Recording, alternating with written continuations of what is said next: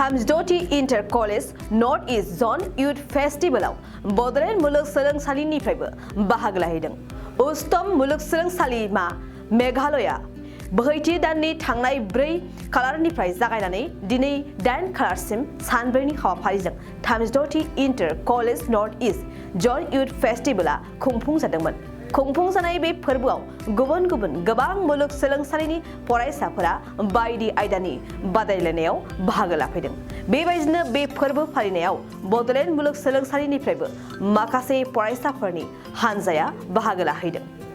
बेबायदिनो बे फोरबो फालिनाय जागायजेननाय सानखालिनिफ्रायनो बायदि मेहेरगोनां हाबाफारिजों जागायो।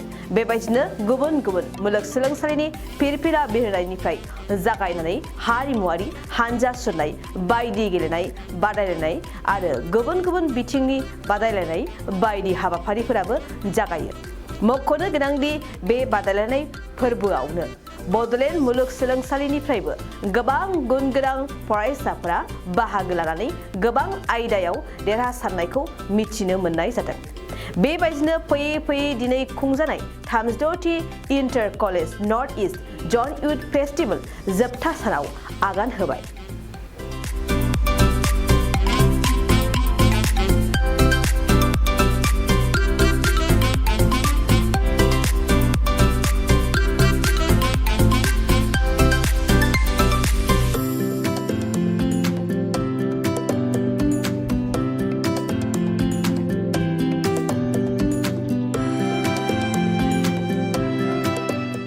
नोंथाङा सानाय सुनाय बेरामनि जेंनायाव गोग्लैदों नामा?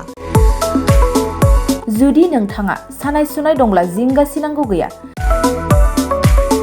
चिरां जिल्लानि बेंटल गेट साफागुरियाव दायो एसआइ निउर' थेरापि सेन्टार दंसै।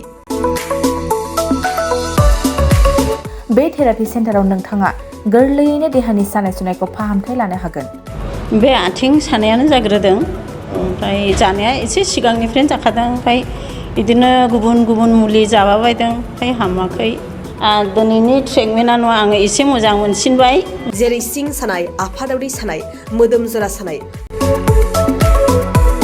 आइजोफोरनि जेंना, खर' सानाय बायदि बेरामखौ फाहामनाय जायो। लोगोसेयैनो बे सेन्टाराव थानानै फाहामथाय लानो हानायनिबो सुबिदा खालामदों।